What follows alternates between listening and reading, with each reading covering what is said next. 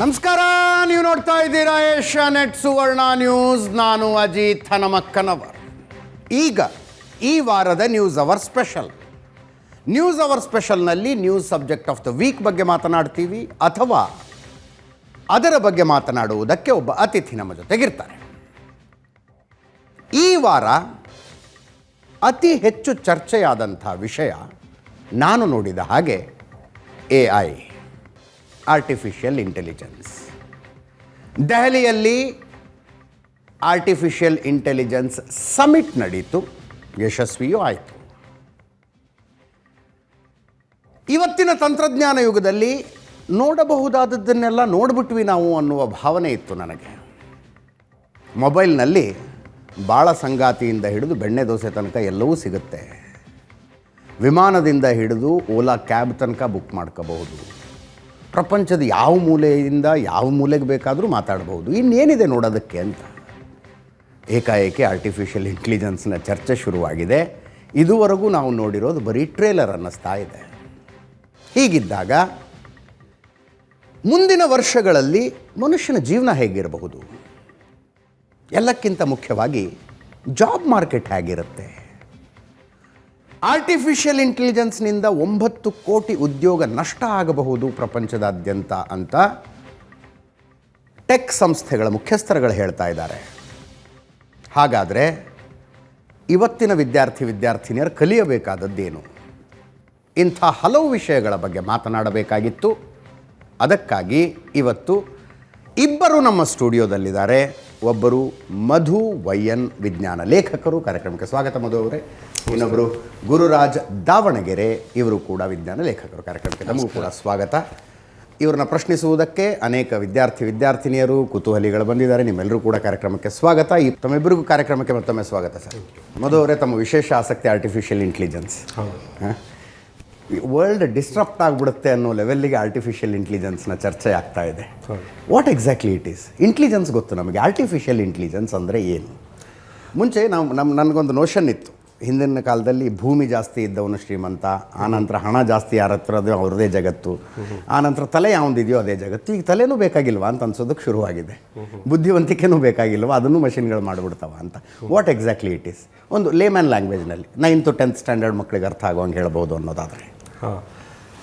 ಅಷ್ಟು ಸರಳವಾಗಿ ಹೇಳಬೇಕು ಅಂತಂದರೆ, ಇಲ್ಲಿ ತನಕ ಕಂಪ್ಯೂಟರ್ಗಳಿಗೆ ನಾವು ಇನ್ಸ್ಟ್ರಕ್ಷನ್ಗಳನ್ನು ಕೊಡ್ತಾ ಇದ್ವಿ. ಅವನ್ನೇ ನಾವು ಸಿ ಪ್ರೋಗ್ರಾಮಿಂಗ್ ಲ್ಯಾಂಗ್ವೇಜು, ಜಾವಾ ಈ ಥರ ಎಲ್ಲ ಕರಿತಾ ಇದ್ವಿ.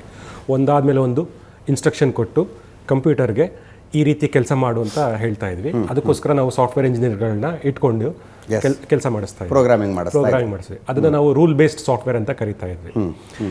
ಇವಾಗ ಏನಾಗಿದೆ ಅಂತಂತಂದರೆ, ಕಂಪ್ಯೂಟರ್ಗಳು, ಅಲ್ಗಾರಿಥಮ್ಗಳು ತಾವಾಗೇ ಒಂದು ಪ್ಯಾಟರ್ನ್ ಮೂಲಕ, ಅಂದರೆ ಒಂದಷ್ಟು ಮಾಹಿತಿ ಕೊಟ್ಟರೆ ಆ ಮಾಹಿತಿಗಳ ಅಷ್ಟು ಡೇಟಾನಲ್ಲಿ ಒಂದು ಪ್ಯಾಟರ್ನ್, ಒಂದು ನಮೂನೆಯನ್ನು ಗುರುತಿಸಿ ತಾನಾಗಿಯೇ ಕಲಿತು ಅದರಿಂದ ನಿರ್ಧಾರವನ್ನು ತೆಗೆದುಕೊಳ್ಳುವ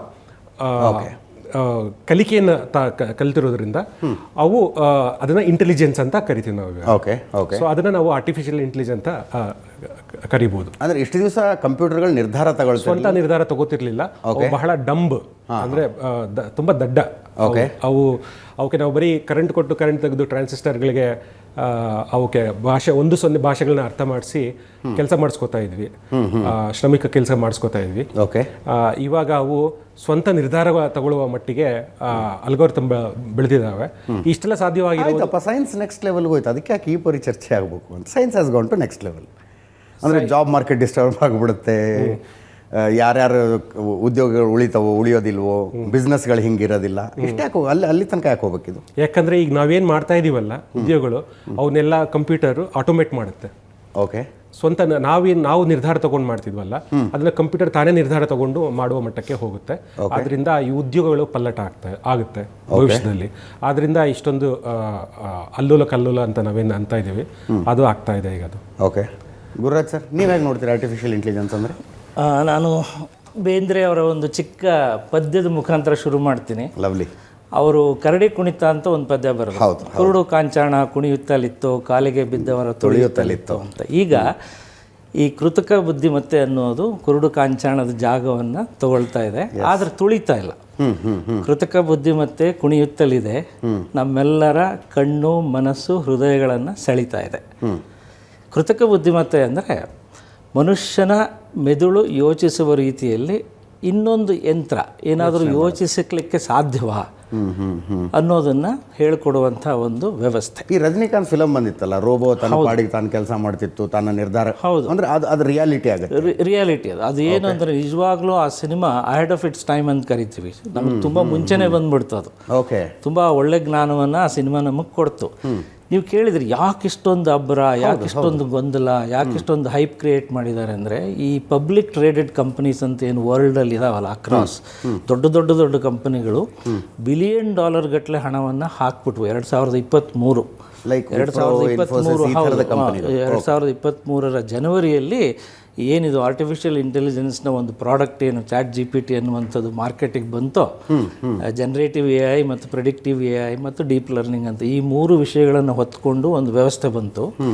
ಅವಾಗ ಏನಂದರು, ಮಧು ಸರ್ ಹೇಳಿದಾಗೆ ಮನುಷ್ಯ ಮಾಡುವ ಕೆಲಸವನ್ನು ಅತ್ಯಂತ ನೀಟಾಗಿ ಕಡಿಮೆ ಸಮಯದಲ್ಲಿ ಕಂಪ್ಯೂಟರ್ ಮಾಡಬಲ್ಲದು ನಾವು ಕಮಾಂಡ್ ಕೊಟ್ಟಾಗ.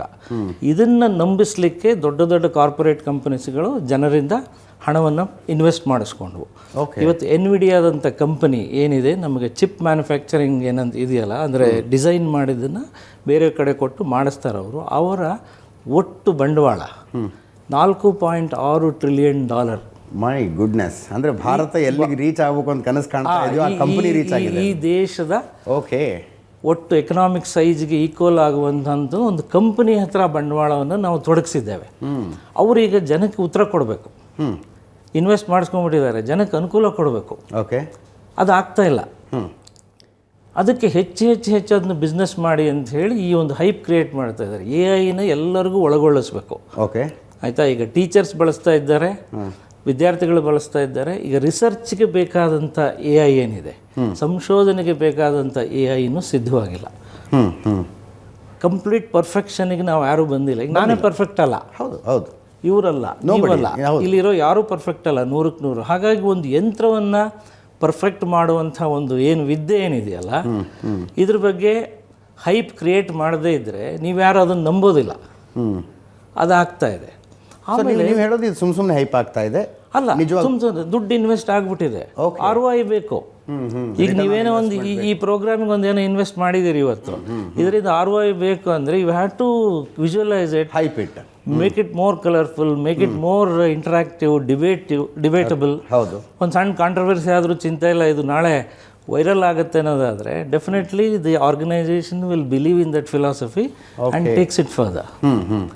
ಈ ಒಂದು ಪರಿಸ್ಥಿತಿಗೆ ಬಂದು ನಿಂತುಬಿಟ್ಟಿದ್ದೀವಿ.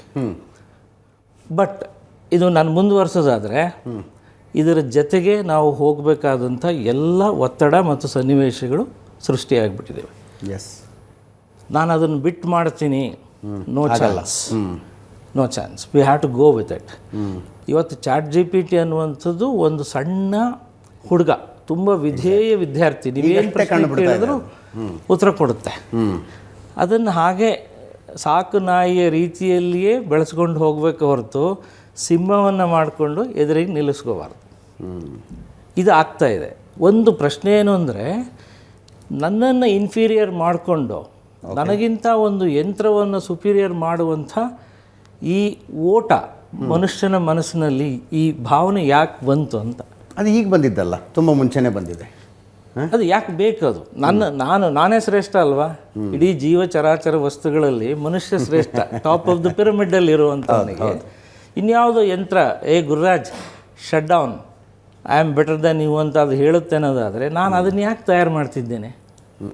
ಎಲ್ಲೋ ಒಂದು ಕಡೆ ಲೈನ್ ಹೇಳ್ಕೋಬೇಕಲ್ವಾ? ನೀನು ನನ್ನ ಪಕ್ಕದಲ್ಲಿ ಕೂತ್ಕೊಳ್ಬೋದೇ ಹೊರತು ನನ್ನ ತಲೆ ಮೇಲೆ ಕೂತ್ಕೋಬಾರ್ದಪ್ಪ ನೀನು ಅಂತ ಅದಕ್ಕೆ ಹೇಳಬೇಕು. ಆ ಕಮ್ಯಾಂಡ್ನ ಕೊಡುವಂಥ ಒಂದು ವ್ಯವಸ್ಥೆ ನಮ್ಮಲ್ಲಿ ಬರಬೇಕು. ಪ್ರಾಂಪ್ಟ್ ಎಂಜಿನಿಯರಿಂಗ್ ಅಂತ ಸರ್ ಕರೆಕ್ಟಾಗಿ ಹೇಳಿದ್ರು. ನೀವೇನು ಪ್ರಾಂಪ್ಟ್ ಮಾಡ್ತೀರಿ, ಈಗ 1+1 = 3 ಅಂತ ಅದಕ್ಕೆ ಒಂದು 100 ಸರಿ ಹೇಳ್ಕೊಡಿ. ಅಲ್ಲಿರೋರು ಒಬ್ರು ಕೇಳಿದ್ರೆ 3ನೇ ಕೊಡುತ್ತದೆ. ಯಾರೋ ಒಬ್ಬ ತಪ್ಪದು 1+1 is not 3 it is 2 ಅಂತ ಅದಕ್ಕೆ ಪದೇ ಪದೇ ಹೇಳ್ಕೊಟ್ರೆ 2ನ ಕೊಡ್ತಾ ಹೋಗುತ್ತೆ. ಸೊ ನಮ್ಮ ಕೈಯಲ್ಲಿದೆ. It depends on how you prompt it. Yes.